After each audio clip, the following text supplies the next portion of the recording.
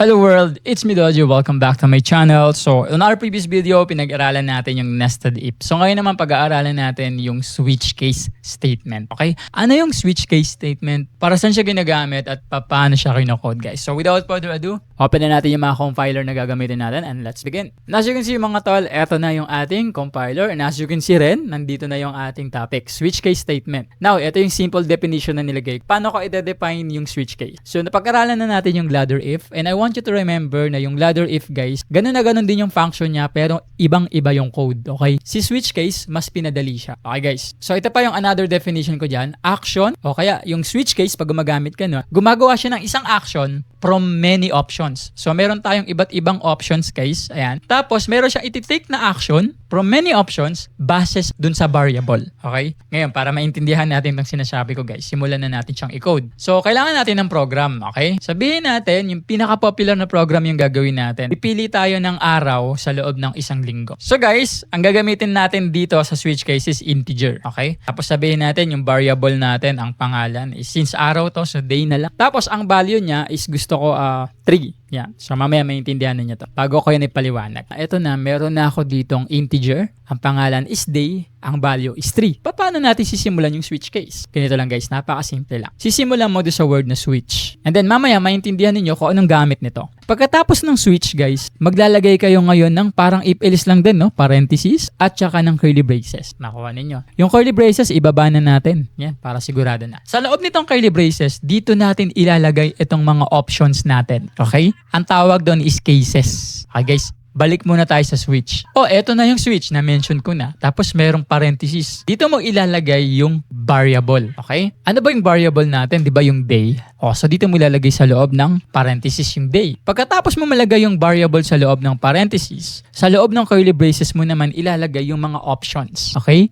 So kumbaga ang ginagawa ni switch case guys is i-compare niya itong variable na to sa lahat ng options natin or sa lahat ng cases na gagawin natin. Ngayon na-declare na natin yung switch, paano gagawin yung cases? Bago ko paliwanag. So guys, alam ko kung gaano kahirap mag-aral sa mga tutorial videos kasi kailangan ko pang mag-backward, forward. Kaya naman guys, gumawa ako ng PDF notes kung saan doon na nakalagay lahat ng list of topics, definitions, code example at saka mga code explanations. In fact guys, mas marami pa siyang lamang impormasyon kumpara sa mga tutorial videos natin. And doon ko din nilagay guys yung mga link na mga unlisted tutorial videos. Pag sinabi nating unlisted, ito yung mga tutorial videos guys na hindi naka-public pero pwede mo mapanood kapag meron kang link which is nandun nga sa PDF. And napakahalaga rin guys na meron tayong notes kasi kapag magpa-practice na tayo mag-code, hindi na natin kailangan pang manood ulit ng mga videos kasi meron na tayong binabasa at tinitignan. So if you're going to ask me, is it worth it? Of course guys, it's worth it kasi mapapakinabangan mo to sa pagpa-practice at pag-aaral mo ng coding. So if you are interested guys, andyan yung link sa description sa baba. Back to the topic. So sabihin natin na ang unang case natin or kumbaga sa layman's term guys is unang option natin. Case 1. Diba? Pag case 1, kumbaga option 1, no? Isipin nyo na lang na gano'n para di kayo malito. Pagkatapos mo lagay yung case 1 or option 1, maglagay ka ngayon ng colon. Sa baba niyan, dun mo ilalagay lahat ng code na gusto mo mag-run. Just in case na ang mapili mo or ang mapili ng switch na match ng variable is yung case 1. Okay? So kung case 1 yung mapipili, gusto ko may magra-run. Ang magra-run na gusto ko is system out. Kaya magpiprint tayo kumbaga. Tapos end of the statement. Ito yung una kong gusto mag-run kapag yung case 1 yung napiling match ng variable. Case 1, sabihin natin ipiprint niya yung day. And let's assume na itong option 1, ito yung Sunday. Diba? Ngayon, pagkatapos mag-print guys, kunyari, kinompare ng switch, itong day. Tapos nakita niya na yung option 1 tsaka yung day parehas ng value. Ipiprint niya ngayon to. At dahil nakuha na natin yung match niya, yung sagot na gusto natin, so kailangan i-stop na natin to. Diba? Paano natin to i-stop? Wala naman tong else. Hindi naman to if-else. Dito ngayon guys pumapasok yung isang syntax na gusto kong tandaan ninyo. Etong break. Pag sinabi natin na break, lagay natin dito.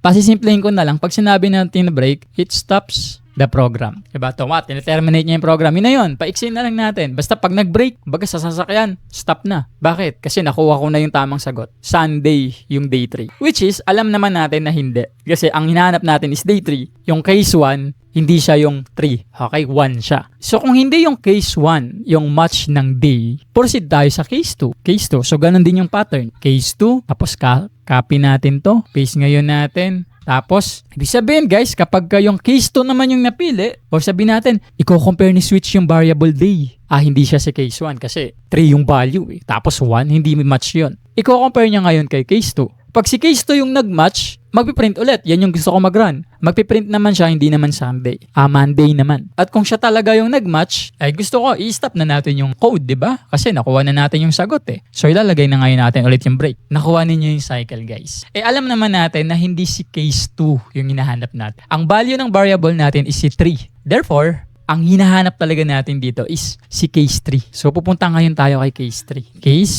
3, tapos colon, same pa din, copy ko na lang to para di na ako mahirapan. Ayan. So dito naman, syempre hindi na siya Monday, Tuesday na siya. Ayan guys, okay? Tapos kapag kasi case 3 na yung nag-match dun sa variable, ibig sabihin siya na talaga yung tamang sagot. So magbe-break na ulit. Pero sabihin natin, just for example, hindi pa rin si case 3. Di case 4 na tayo. So kokopyahin ko na lang to para hindi na ako magta-type guys. So ito, gawin na natin tong case 4. Ayan, so nakuha ninyo mga tol. 'Di ba? So si case 4, Wednesday na siya. Ayan, Wednesday. So lilitan ko lang para makuha ninyo yung, makita ninyo yung overview. So as you can see guys, ito ngayon yung all in all na code natin. 'Di ba? Sa tingin mo, deserve ba ng channel na to na mas-subscribe? Kung oo, please wag mo kalimutan i-click yung subscribe button. Kasi habang lumalaki itong community natin, is lalo kami na-inspire na gumawa pa ng marami pang mga simple at madaling intindihin ng mga tutorial sa hinaharap kung loloobin ng Diyos. And in return, gusto ko sana mag-comment ka dyan sa baba kung ano yung mga topic na gusto mong gawa namin ng mga video tutorials. Yun lang naman, balik na tayo sa topic.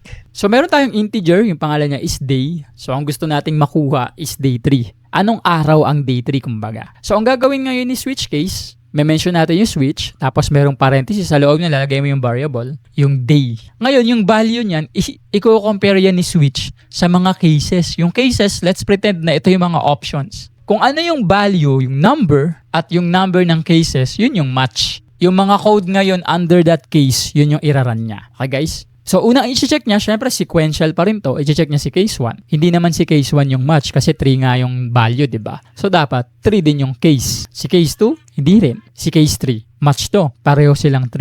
Day 3, case 3. So, ito yung mapipili niya. At dahil ito yung mapipili niya, guys, iraran niya ngayon yung mga code sa baba nito, which is Tuesday. Okay? Pagkatapos niya i-print yan, i-break niya ngayon. I-stop niya na yung code. Okay, guys, nakuha niyo yung flow. Kaya pag niran natin to, since day 3 nahanap natin, that is Tuesday. So, dapat, pag niran natin to, ang makukuha natin na system out is Tuesday. So, run nga natin. Ayan guys, nakita ninyo. Tuesday yung nakuha natin. So, palitan ulit natin yung day. Sabihin natin na yung day is gusto natin gawing 4 naman. So, pag niran natin to this time, si Wednesday na yung makukuha natin. Nanonood ba kayo nun? Ayan guys, nakuha ninyo. So, para lang tayong nag-ladder if in a simplified form. Nakuha ninyo guys.